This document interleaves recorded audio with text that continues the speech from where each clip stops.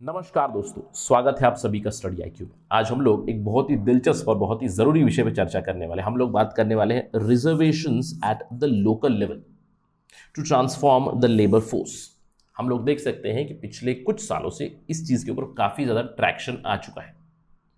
अगर मैं बात करूं, इंडिया में एक कॉन्सेप्ट बहुत ही ज्यादा परवेडिंग है। वो कॉन्सेप्ट है son of the soil. Son of the soil का मतलब क्या है? जो लोकल लोग हैं, लोकल जो सिटीजन्स हैं, उनको ज़्यादा से ज़्यादा बेनिफिट्स मिले, स्पेशली एम्प्लॉयमेंट के, दूसरी चीज़ों के। और ये son of the soil concepts कहीं ना कहीं मैं कहूँगा इंडियन कॉन्स्टिट्यूशन में ही आपको मिलेगा। आर्टिकल 16 में रिजर्वेशन इन पब्लिक एम्प्लॉयमेंट, जहाँ पे अगर राज्य सरकार चाहे तो डोमिसाइलरी रिक्वायरमेंट ला सकते हैं। और आपने बहुत बार देखा होगा आपकी स्टेट पीएससी में, group C, group D jobs में बहुत जगह पे आपको लोकल लेवल की रिक्वायरमेंट रहेगी, यानी कि अगर आप डोमिसाइल हो तभी आपको जॉब मिल सकता है। तो ये कॉन्सेप्ट रिजर्वेशन का पब्लिक एम्प्लॉयमेंट में तो पहले से ही काफ़ी प्रिवेलिंग था, लेकिन अभी कुछ सालों से मैं कहूँगा this is pervaded into the private sector also, isn't it? और इसका प्राइम उदाहरण होगा हरियाणा सरकार। रिसेंटली हरियाणा सरकार ने नोटिफाई किया है कि 75% रिजर्वेशन जो रूल है वो इंप्लीमेंट होना शुरू हो जाएगा जनवरी 15, 2022 से। इसके ऊपर हम लोग चर्चा भी की थी। हरियाणा को फॉलो करते हुए झारखंड ने भी अभी डिसाइड किया है 75% रिजर्वेशन मिलेगा इन द प्राइवेट सेक्टर। तो क्या रहेगा एजेंडा आज की इस पर्टिकुलर लेक्चर का? हम लोग कुछ सुझाव देंगे regarding the implementation of these rules to Haryana and to other states. ये जो सुझाव या फिर सजेशंस रहेंगे, क्या ये रैंडम सजेशंस है? नहीं, ये सजेशंस हैं which are based on experience from the other states. मैंने आपको पहले ही बताया था कि केवल हरियाणा नहीं है जो प्राइवेट सेक्टर में रिजर्वेशन ला रहा है। हरियाणा से पहले आंध्र प्रदेश ने 2019 में ही प्राइवेट सेक्टर रिजर्वेशन लाया था 75%। तो हम लोग आंध्र प्रदेश के एक्सपीरियंस को जानेंगे। आंध्र प्रदेश ने किस तरह से उस लॉ को इंप्लीमेंट किया हुआ है, क्या चैलेंजेस आ रही है, क्या बदलाव उन्होंने लाए हैं, उसको हम लोग समझेंगे और उन चीज़ों से हम लोग सुझाव देंगे to Haryana, how they need to implement it. क्या एक स्ट्रिक्ट इंप्लीमेंटेशन की जरूरत है, या फिर क्या डाइल्यूटेड प्रोविजंस की जरूरत है, या फिर स्लो एंड स्टडी इंप्लीमेंटेशन की जरूरत है? ये रहेगा थीम हमारी आज की चर्चा का। तो काफी जरूर डिस्कशन रहेगी अगर आप प्रिपेयर कर रहे हो for state PSC. To get all this information stay with me on Study IQ. मैं हूं आपका दोस्त राहुल सायगांवकर। आप मुझे इस आईडी पे फॉलो कर सकते हो। और अगर आप स्टेट पीएससी की तैयारी कर रहे हैं, जैसे कि हरियाणा पीएससी, झारखंड पीएससी और the Andhra Pradesh PSC, there are many courses which are available on Study IQ. Just visit the details that are given here, studyiq.com, or download the app from Google Play Store to know more about us and to avail our services. चलिए चर्चा शुरू करते हैं एक observation के साथ। आपको याद होगा कुछ दिनों पहले हम लोगों ने ये डिस्कशन की थी, Haryana government has notified the 75% job reservation in private sector. इसको हम लोगों ने एक क्रिटिकल एनालिसिस जरूर की थी। हरियाणा के बाद अभी recently in September itself Jharkhand has cleared a bill for 75% Kota for private jobs. जो हम लोगों ने हरियाणा के डिस्कशन में बात की थी कि आगे और भी राज्य कर सकते हैं, it is actually coming true.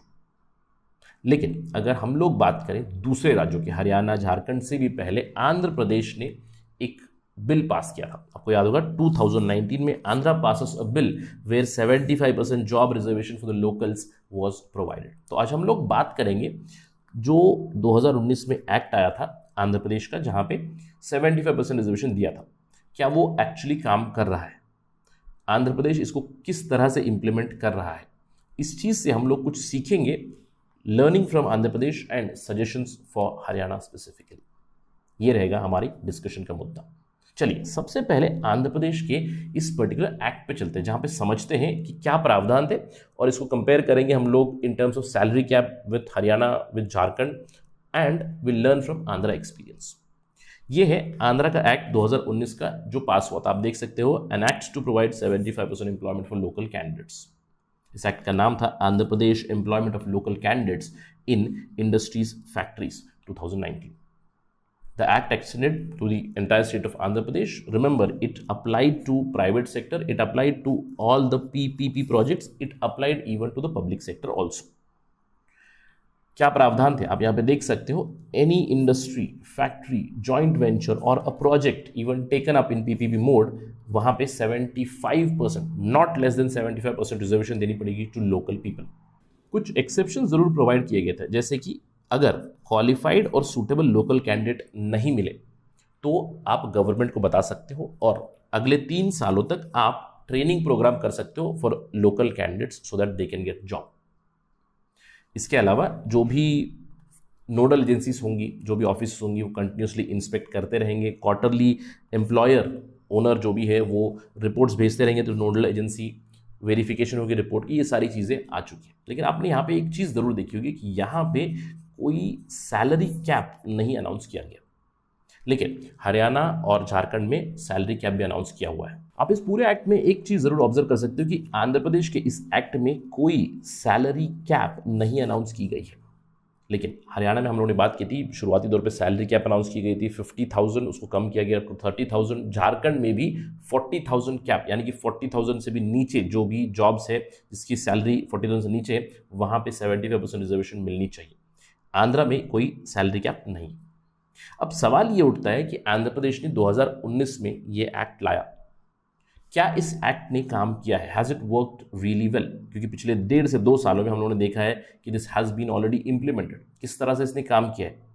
The answer to the question has the law worked would be, I would say no, not in totality. आप यहाँ पे देख सकते हो Andhra Pradesh local job quota law which had been clear for 20 months, it has not yet taken pace, it has not picked up pace yet. Why? We need to analyse. सबसे पहला reason, इसका मैं जवाब एक शॉर्ट में दे सकता हूँ, कोविड-19 के चलते इकोनॉमिक प्रॉब्लम्स हुए थे, इंडस्ट्रियल इन्वेस्टमेंट, बहुत सारी चीज़ें अफेक्ट ज़रूर हुई थी। बट बारिंग दिस कोविड-19 हम लोग दूसरी चीज़ों के ऊपर फोकस करके एनालिसिस करते हैं कि क्या हुआ है, आंध्रा में क्या बदलाव लाए गए, क्या आंध्र प्रदेश ने इसको स्ट्रिक्टली इंप्लीमेंट किया हुआ है? The answer again would be no.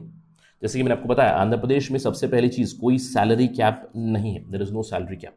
लेकिन आंध्र प्रदेश गवर्नमेंट का फोकस किस पे है? Although the law applies to all the industries जो पहले एस्टैब्लिश हुई है, जो आगे एस्टैब्लिश होने वाली है, लेकिन इनका फोकस है mostly on the new units जो आने वाली है। यहाँ पे न्यू यूनिट्स को इन्होंने बताया है कि आप हमें सैलरी के हिसाब से नहीं, जो भी आपके एम्प्लॉयज़ है, skilled, semi skilled, administrative, managerial, in heads में आप बताइए कि कितने एम्प्लॉयज़ आपके पास है। और जो भी नई यूनिट्स बन रही है वहां पे 75% of these employees should be from local itself. इसके साथ ही साथ फोकस ये रहा कि industries that would come up, specially in public sector, come up मतलब जो नई आ रही है, पब्लिक सेक्टर हो या फिर पीपीपी मोड में हो, वहां पे 75% रिजर्वेशन देना है।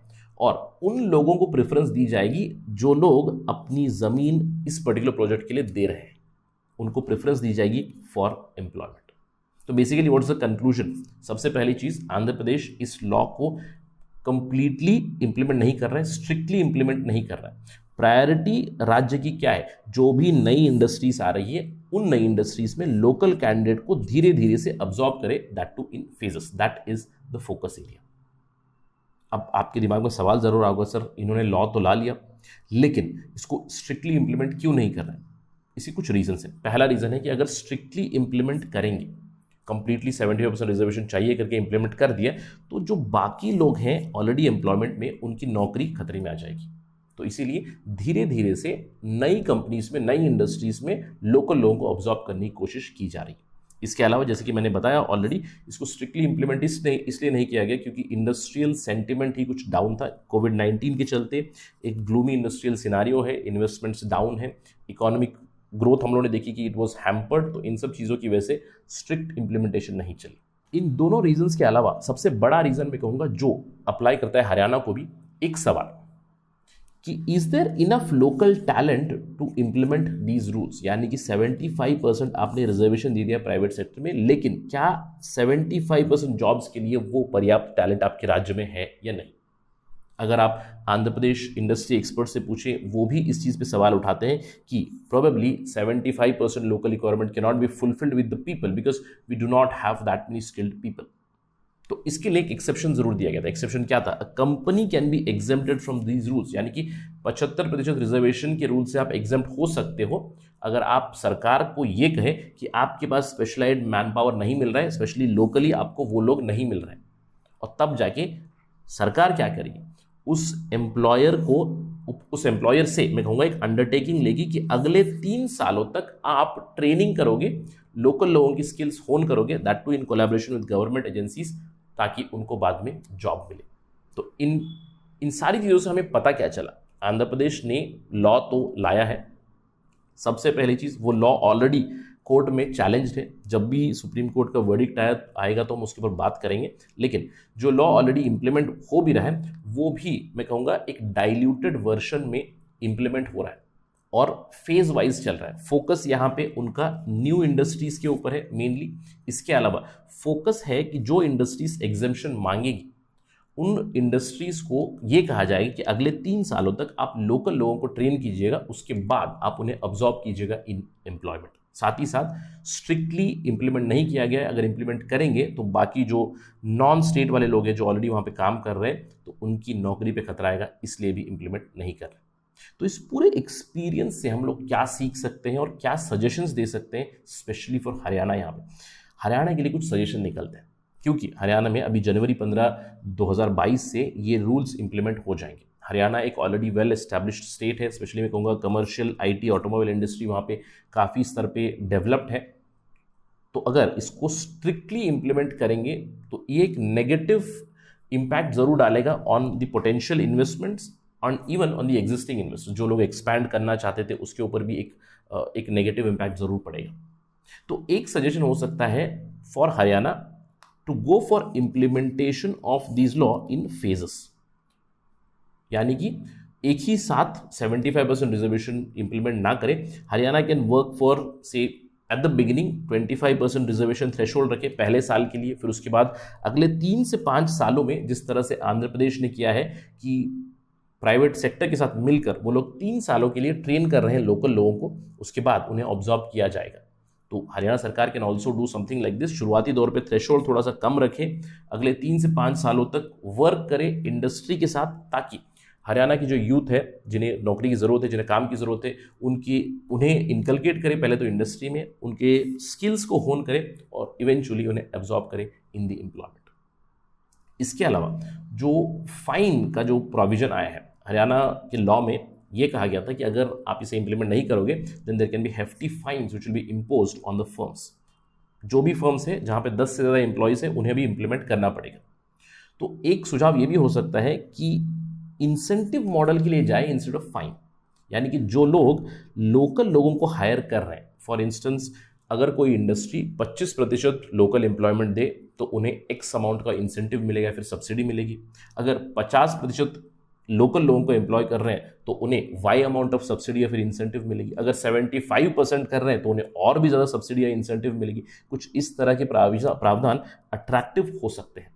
इससे इम्प्लीमेंटेशन में भी आसानी होगी, फेजेस में करेंगे, और जो इन्वेस्टर्स रहेंगे उन्हें भी समय मिलेगा कि लोकल एम्प्लॉयमेंट वहाँ पे अगर डेवलप करना है तो स्किल्स डेवलप करें, फिर इवेंचुअली उन्हें अब्जॉर्ब करें इन द एम्प्लॉयमेंट। इसके अलावा जो झारखंड के लिए उनकी खुद की यूनिक सेट ऑफ प्रॉब्लम्स है, क्योंकि एक मिनरल रिच स्टेट है, तो जब भी उनकी रूल्स एंड रेगुलेशंस नोटिफिकेशन आएगी तो हम लोग उसके ऊपर फिर से चर्चा करेंगे।